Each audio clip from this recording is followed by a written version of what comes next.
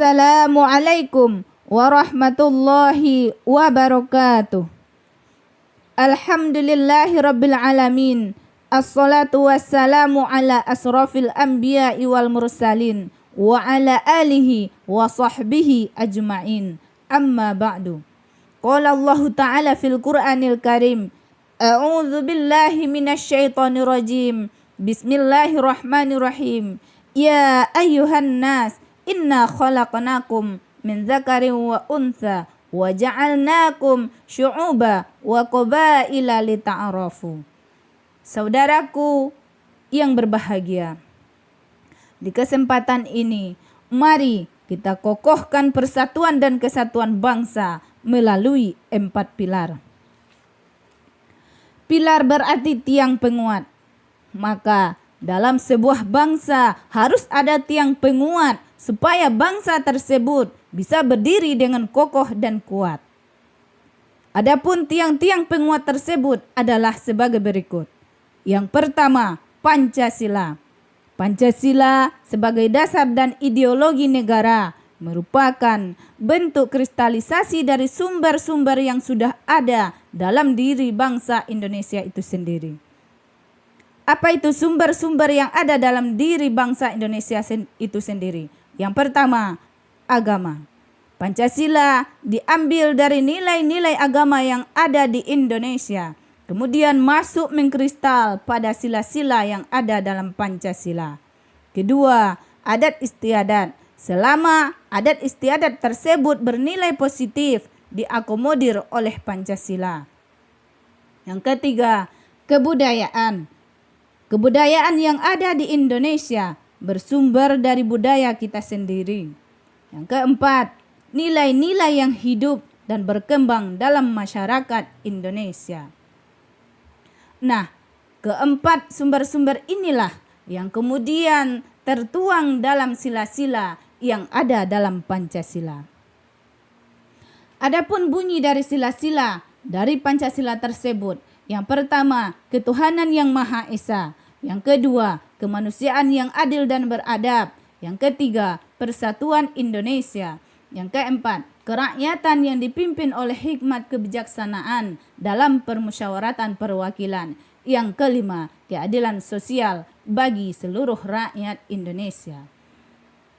Kemudian, Pancasila ini dijadikan sebagai ideologi negara, dasar negara, pandangan hidup bangsa, dan sebagai pemersatu bangsa.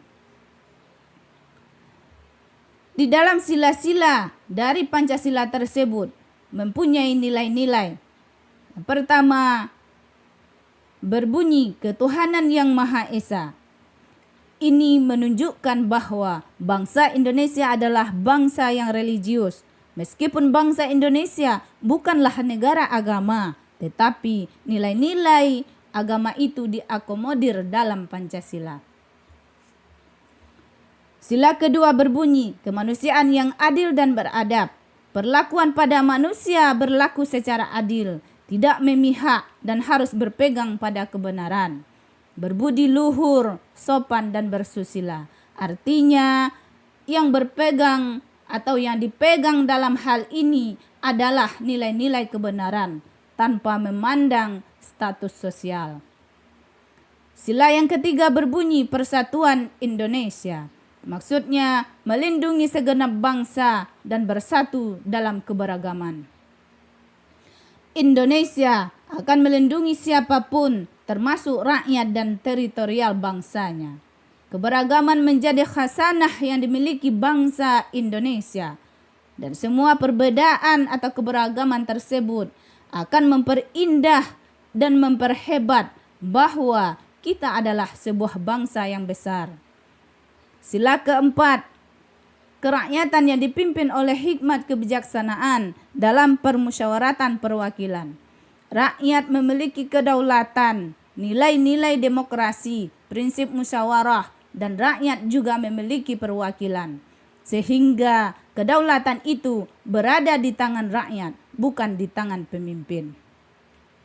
Kelima, keadilan sosial bagi seluruh rakyat Indonesia. Maksudnya perlakuan yang adil terhadap rakyat, adil dalam segala aspek kehidupan.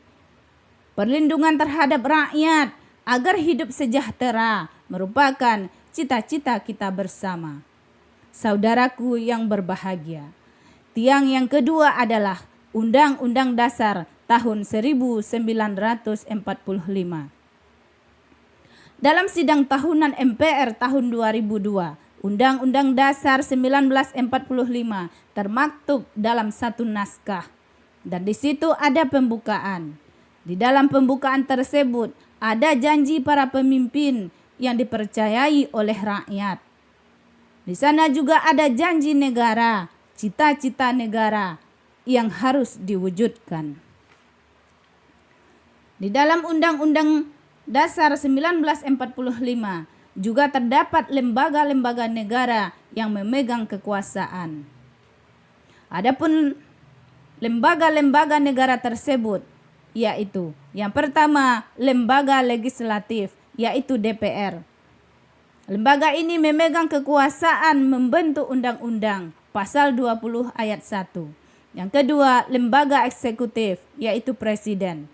Lembaga ini memegang kekuasaan pemerintahan, pasal 4 ayat 1. Yang ketiga, lembaga yudikatif yang meliputi Mahkamah Agung dan Konstitusi. Lembaga ini memegang kekuasaan kehakiman, pasal 24 ayat 1. Saudaraku yang berbahagia, tiang yang ketiga adalah Negara Kesatuan Republik Indonesia atau NKRI. NKRI adalah sebuah negara kepulauan yang berciri Nusantara dengan wilayah yang berbatas-batas dan hak-haknya ditetapkan dengan undang-undang. Kemudian ada pasal-pasal yang memperkukuh prinsip Negara Kesatuan Republik Indonesia. Tiang yang keempat, Bhinneka Tunggal Ika, yang berarti meskipun berbeda-beda namun tetap satu jua. Bhinneka Tunggal Ika ini meliputi makna walaupun di Indonesia terdapat banyak suku, agama, ras, adat, budaya, bahasa dan sebagainya, namun tetap satu kesatuan yang sebangsa dan setanah air. Dengan banyaknya perbedaan tersebut, mari kita jadikan sebagai modal untuk memperkuat, memajukan Negara Kesatuan RI dan untuk bisa kompetitif dan mampu bersaing dengan negara-negara lain. Demikian saja. Wabillahi taufik wal hidayah. Assalamualaikum warahmatullahi wabarakatuh.